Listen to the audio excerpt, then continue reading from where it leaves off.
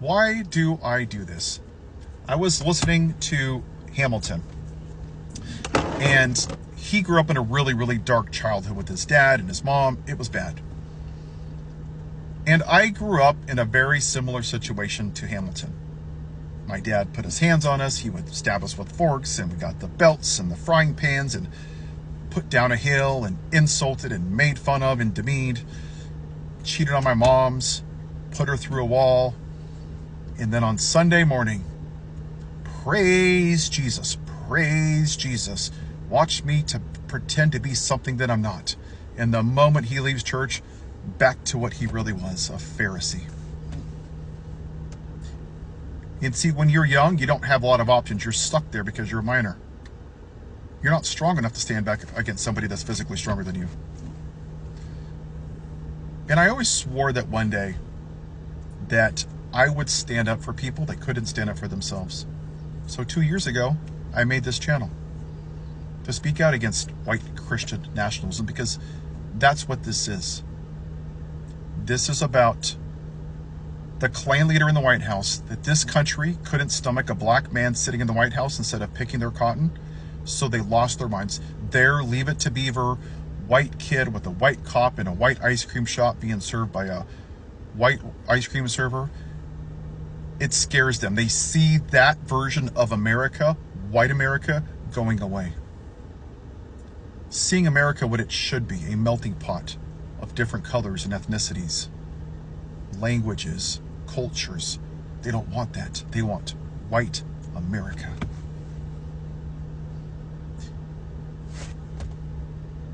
The plantation owner in the White House is an insecure little boy. It's like Pinocchio when he wants to be a real man. That's what he is. He doesn't even love himself. That's how lonely and pathetic he is. But his base is attracted to that. They were intimidated by the black woman, Vice President Harris, because she spoke complete sentences. She talked like an adult. She was educated, confident. She was a leader. She wasn't a bumbling idiot. But they're going to take the most uneducated, morally bankrupt white man who's stealing their money to maintain their version of white America. So here I am,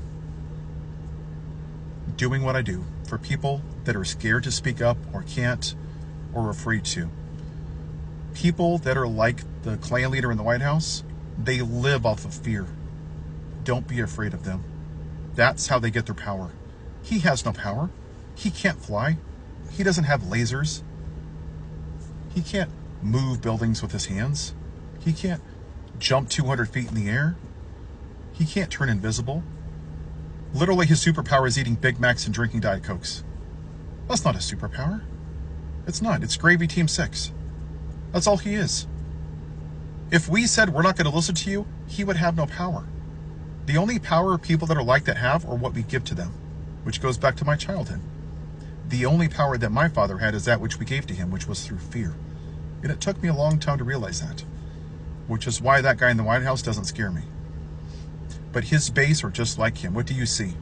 Bulging veins, eyes coming out of their head, camouflage. America, America, I got 8 trillion flags. And look, I got a pet bald eagle. I'm American.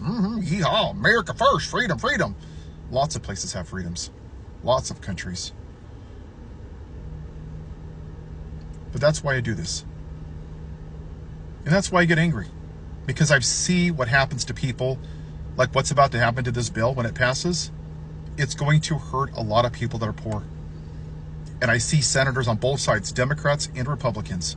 Give me $10, give me $5. Screw you. Screw all of you politicians. How about you do your damn job? How about you chain yourself to the White House? How about some of you Democrats get in good trouble and find a way to get arrested for the right reason? Because those people in wheelchairs last week that literally can't even walk in wheelchairs got zip tied and arrested. They did more for this damn country than you did. What's your excuse, Democrats? I shouldn't have to do this.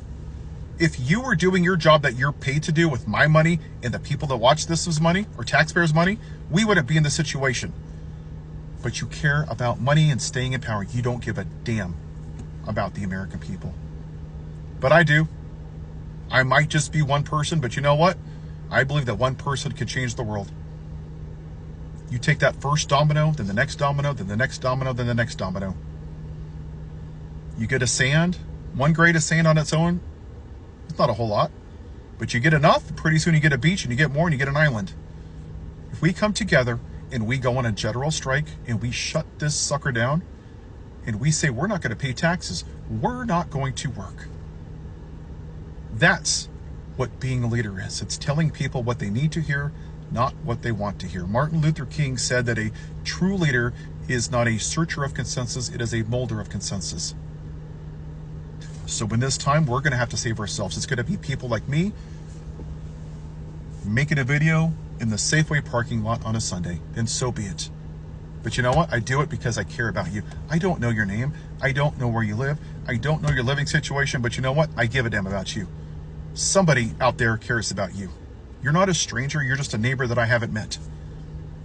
If you want to work with me, 2025strike.com, sign the petition. We hit 1,600 signatures today. That's pretty good. And on July 9th, I'm going to talk to Congressman Eric Swalwell about a general strike. I am going to fight for you. This is the only answer out of this disaster, is that we use our power as a people, stop being afraid, like when I was a little kid. Stop fearing the government. Any country, any people that fears the government is not a healthy country. This country is sick.